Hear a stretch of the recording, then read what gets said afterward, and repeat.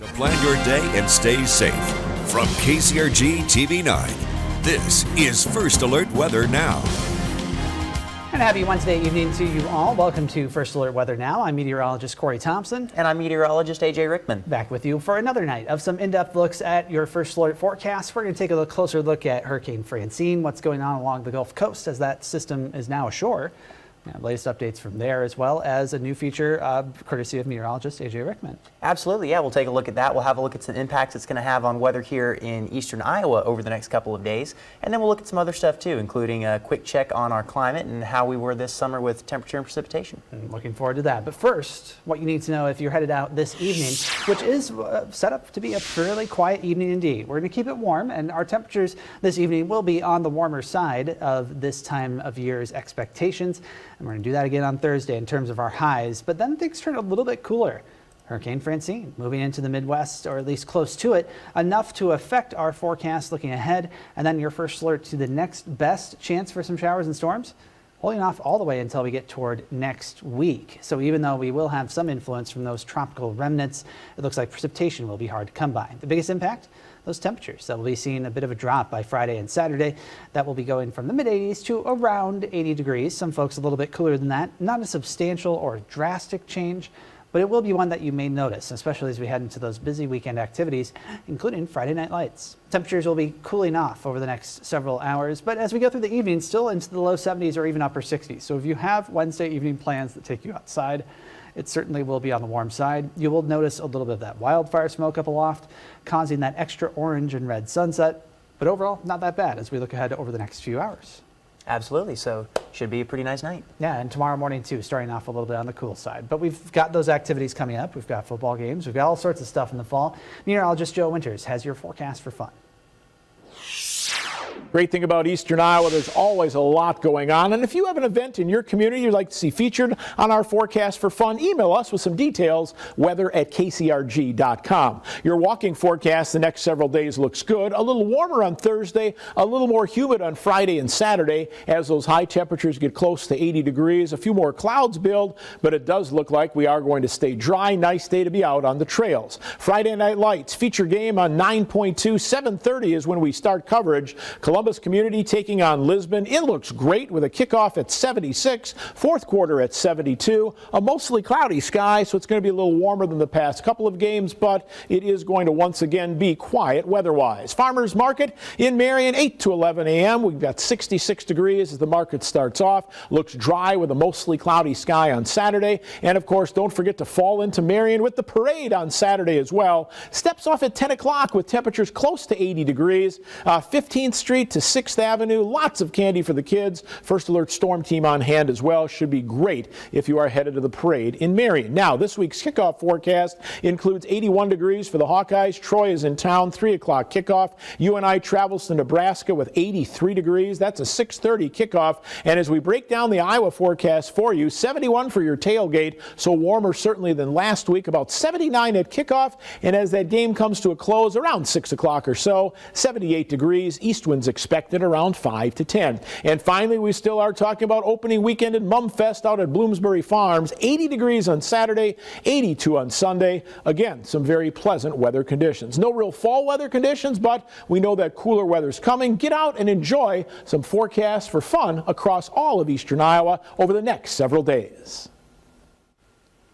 Well, this is a live look out of New Orleans right now, where Hurricane Francine has just made landfall over the last hour or so. It made landfall as a Category 2 storm with 100-mile-per-hour winds, and it has now moved into southern Louisiana, and we can see that right now a live look at it as it works its way inland.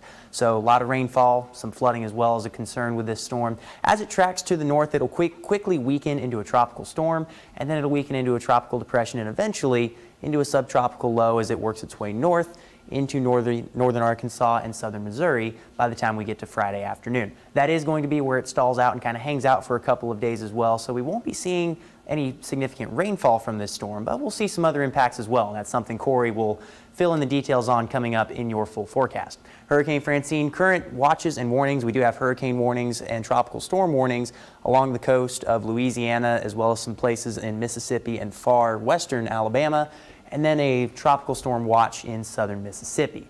We are also watching for the potential for some issues with storm surge. We're looking at up to 5 to 10 feet closest to where the storm has made landfall, and then 4 to 7 feet elsewhere farther off to the east. Back west, we're looking at anywhere from 1 to 3 feet of storm surge as we look along the Texas coast, and then as far over as the far western Florida coast as well.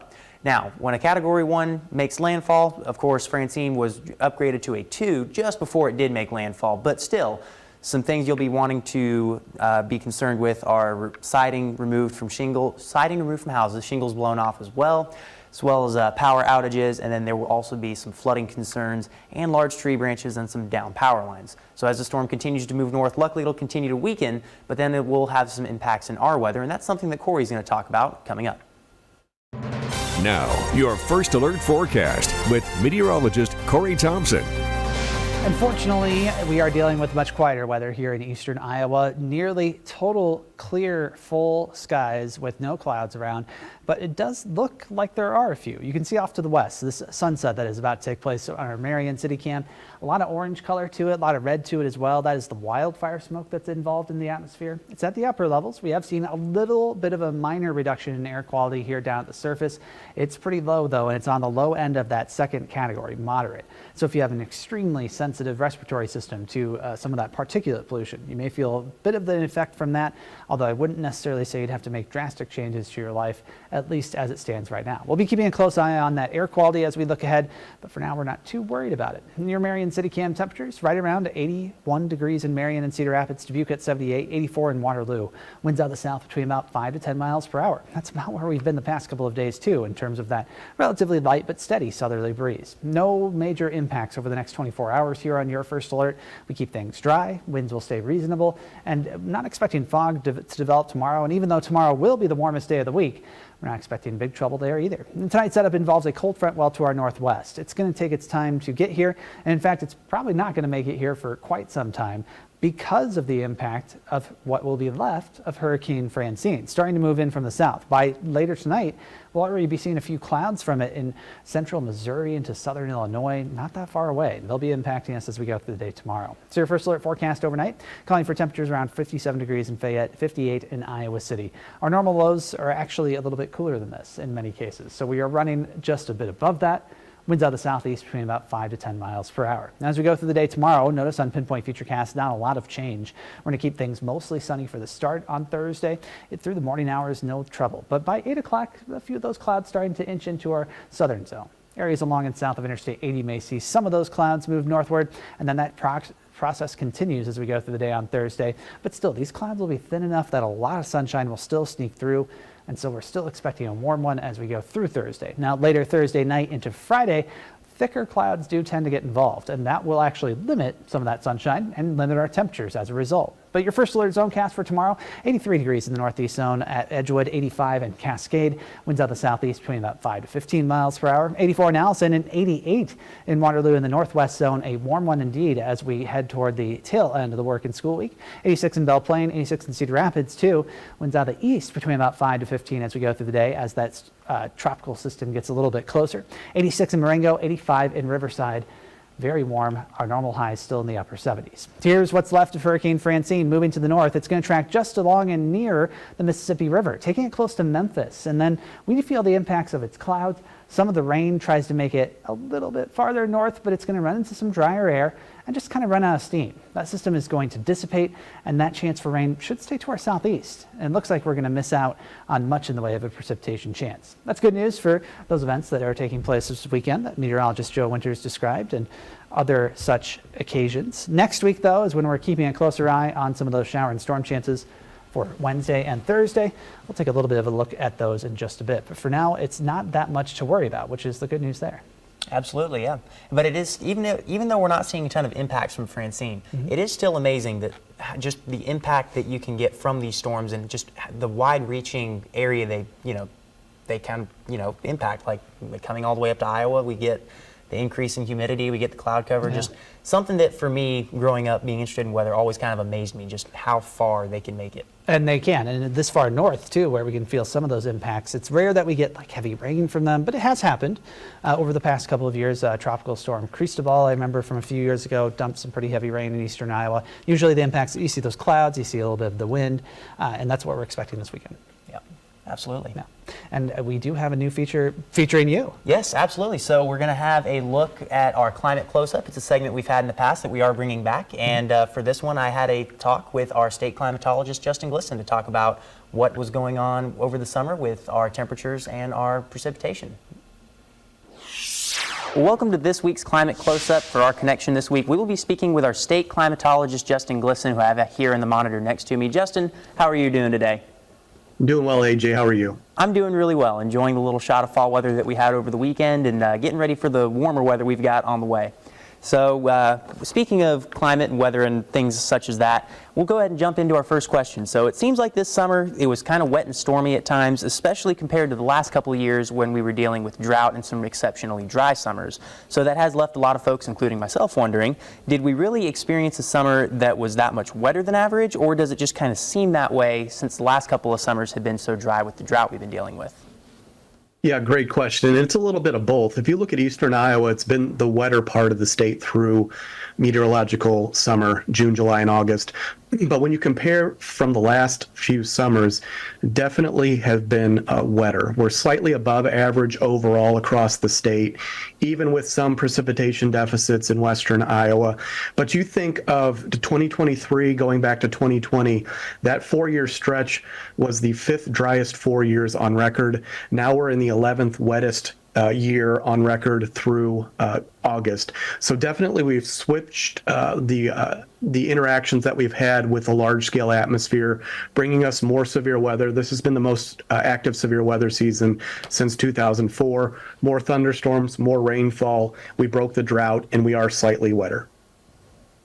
And I know that's been really great for a lot of crop growers this summer with the corn and the soybeans. I know they've certainly appreciated the extra rainfall, and it seems like it's coming at a good time where we've had a little bit of drier weather now as crops are getting ready to mature, and then later on we'll end up harvesting them as we get into October and then November. Absolutely. I mean, if you were going to have a drier stretch of weather, I'd rather have it right now than in May, June, or July, just given that the crop is basically done. It's still taking up some water, depending on when it was planted, but corn and beans are looking great, unless you're in a dry pocket or northwestern Iowa, where we saw epic flooding back in June. But overall, with the temperatures that we've seen through summer, we actually haven't been above average. We've been right at the average. And looking at the previous few summers, we've actually kind of been near average last summer, but then warmer in 2021 and 2022. And that, in the presence of precipitation deficits, that's where we saw drought expand and intensify across the state. We're doing particularly well right now. We have seen abnormally dry conditions expand across the state, but we have seen the necessary rainfall through 2024. That's been really great to see. So with that in mind, in terms of where we had this summer with our temperatures and precipitation, can we use that as an indicator to see where we're going to head as we go into fall, and then winter as an indicator for what the weather will be in terms of temperature and precipitation, or are those more unrelated in terms of summer weather versus winter weather? Yeah, great question. So there's some correlation there between the phase of El Nino or La Nina as we get into the shoulder seasons and then into winter. So we had the second warmest winter on record with a strong El Nino.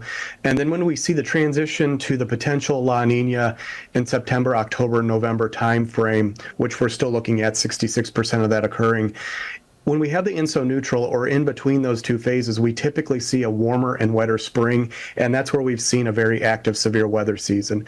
Now, if we translate this into the La Nina in fall into winter, typically weak to moderate La Ninas are warmer in the fall, and also we see slightly drier conditions early on, as we're seeing in the September outlooks.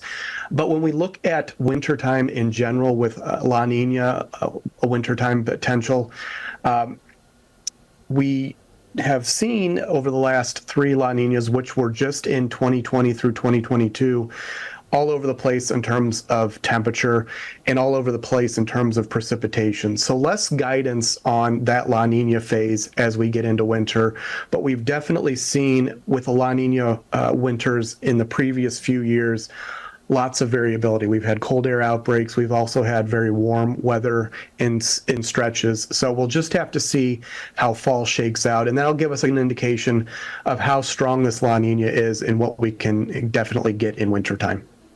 All right, that's awesome. Well, something for us to look forward to as we get into the fall season over the next couple of weeks, and then that'll give us an indicator for what we can expect for the winter. So, Justin, thank you so much for your time today, and we'll look forward to speaking to you again in a couple of weeks. Absolutely. Look forward to future episodes. Thank you. Let's take that closer look we promised here over the next couple of days in terms of what to expect in our weather. Temperatures tomorrow, again, the warmest of the week so far, most likely across the area, and likely as we look ahead too. 86 degrees for a high. Some folks get into the upper 80s. This weekend, we're talking around 80 degrees. That's as more clouds move in. Keeps us a little bit cooler. So if you are headed out, for example, to the parade in Marion on Saturday. The Fall into Marion parade starts at 10 o'clock. It's at the corner of 1st Avenue and 15th Street. That parade then runs north to 6th Avenue, turns west, and goes to 9th Street. So it's a pretty straightforward route. Plenty of room to get in and involved around that area. Temperatures as the parade starts probably around 70 degrees, maybe just a touch warmer. There will be a little bit of mugginess to the air as well, so it will be a decent day for a parade. Now, as we wrap up the weekend, things will turn a little bit more humid. In fact, our muggy meter by then will be well into the 60s as we go through Sunday, likely even rising into the upper 60s, and that is certainly on the higher end of that scale. So you got to keep that in mind as we finish out the weekend. And again, next week is where we could see things turn a little bit wetter by the middle of it. Wednesday includes that chance for some showers and storms, and a few of those may linger into Thursday as well. That's as a storm system gets toward the region, then kind of gets stuck for a little bit and gives us that repeated chance for a few showers and storms, although it does look like it will be relatively limited in terms of its overall impact.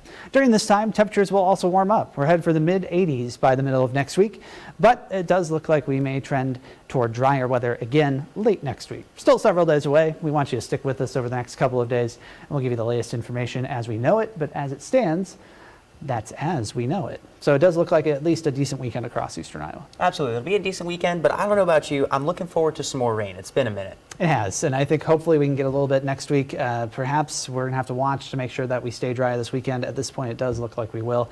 Wait and see. Sometimes that's just the best course for here weather in eastern Iowa. Absolutely. We'll have our fingers crossed. Yeah, for sure. And thanks for joining us tonight on First Alert Weather Now. We really appreciate it. We'll be back again tomorrow night, same time, 6:30, same place. Have a great night.